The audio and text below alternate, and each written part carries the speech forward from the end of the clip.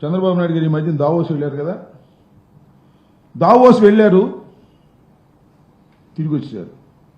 ఒకళ్ళుగా వెళ్ళింది వాళ్ళ అబ్బాయి ఇండస్ట్రీస్ మినిస్టరు, మళ్ళా నాయుడు గారు కేంద్ర మంత్రి గారు, వంది మాగదు అందరూ కలిసి దావోస్ వెళ్ళారు. దావోస్ వెళ్ళంగానే చంద్రబాబు నాయుడు గారు చాలా సీనియర్ మోస్ట్, ఇండస్ట్రీలు అందరికీ కూడా పరిచయాలు ఉన్నాయి, ఆయన అద్భుతమైనటువంటి పెట్టుబడులు తీసుకొచ్చేస్తారు రాష్ట్రానికి అనేటువంటి ఒక ప్రచారం చేసుకున్నారు. వాళ్ళ పేపర్లు ప్రచారం చేసుకున్నారు.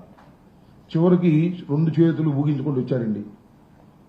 పెట్టుబడులు ఏంటి అంటే జీరో, ఎంఓయు జీరో, ఖర్చు చెప్పట్లే ఇంతవరకు. నేను అడిగా మొన్న ట్విట్టర్లో, అయ్యా చంద్రబాబు నాయుడు గారు, దావోసు మీ బృందం వెళ్ళడానికి ఎన్ని కోట్ల రూపాయలు ఖర్చు పెట్టారు చెప్పండి, ఎన్ని పెట్టుబడులు తీసుకొచ్చారు?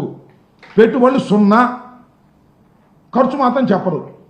నేను అడుగుతా ఉన్నా, ఇవాళ సమాధానం చెప్పండి. ఎన్ని కోట్ల రూపాయలు ఇక్కడ మీరు ఖర్చు పెట్టారు వెళ్ళడానికి రావడానికి?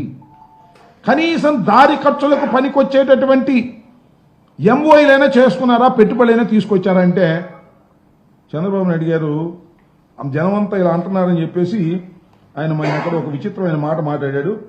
ఆ మాట మీకు చూపించాల్సినటువంటి బాధ్యత ఉందని నేను అనుకుంటా ఉన్నా. ఇది చూడండి. చేశారు మీరు మీడియా కానీ కొంతమంది కానీ, ఏది దావోసు పోతే ఎంఓయూలు చేసుకోవాలి, మళ్ళీ ఎంఓయూలు ఏమైనా ఎవరు అడిగేవాళ్ళు ఉంటారు, కాగితం మీద పెట్టేసి అదేదో చేయడం అది కాదు, కరెక్ట్ కాదు. Yes, I'm very happy there is a good competition among states. ప్రధాన కేరళలో ఉండే కమ్యూనిస్ట్ గవర్నమెంట్ కూడా పోటీ పడే పరిస్థితికి వచ్చారు. విన్నారుగా, మళ్ళీ వినిపించాలా అంటే ఏంటంటే ఆయన చెప్పేది ఒక మిత్ అంట. దావోస్ వెళితే పెట్టుబడులు వస్తాయనేది ఒక భ్రమ. దావోస్ వెళ్ళకోగానే పెట్టుబడులు వస్తాయి.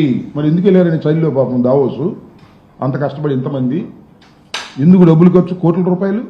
మీ అబ్బాయి, నువ్వు, అలాగే ఇండస్ట్రీస్ మినిస్టరు, కేంద్ర మంత్రి గారు, వంది మాగదులు, అధికారులు చలిలో వెళ్ళారు. మీరు కోటు కూడా వేసుకోలేదు, అందరూ కోటు వేసుకున్నారు. కానీ చంద్రబాబు నాయుడు గారు కోటు వేసుకోలేదండి. ఎంత కష్టపడ్డాయండి. కోటు ఆయన వేసుకోవడానికి ఆయన ఆరోగ్యం ఎలా చేయదు, ఇది వాస్తవం. దాన్ని కూడా ఒక సంక్షోభాన్ని కూడా ఉపయోగించుకునే విధానంగా కోటు కూడా వేసుకోకుండా వెళ్ళాడు, కష్టపడ్డాడని చెప్తున్నారు. ఏ పెట్టుబడులు అంటే అవన్నీ పెట్టుబడులు వస్తాయండి, మిత్ అదంతా కూడా అని ప్రచారం చేసేటటువంటి ప్రయత్నం ఇవాళ చంద్రబాబు నాయుడు గారు చేస్తున్నారు. అంతేకాదు, ఎప్పుడు ఈ టక్కు టమార విద్యలు చంద్రబాబు నాయుడు గారికి అనుకూలంగా ఉంటే ఒక రకంగా, వ్యతిరేకంగా ఉంటే మరో రకంగా ఆయన చెబుతాడు, పత్రికలు రాస్తాయి. మీకు 14 సంవత్సరాలు చంద్రబాబు నాయుడు గారు పరిపాలన చేశారు కదా, మీరు చూశారు లేదో 2014-19 కాలంలో గ్లోబల్ ఇన్వెస్ట్మెంట్ సమ్మిట్ అని పెట్టారు. గుర్తుంది మీ అందరికీ, గ్లోబల్ ఇన్వెస్ట్మెంట్ సమ్మిట్ అని.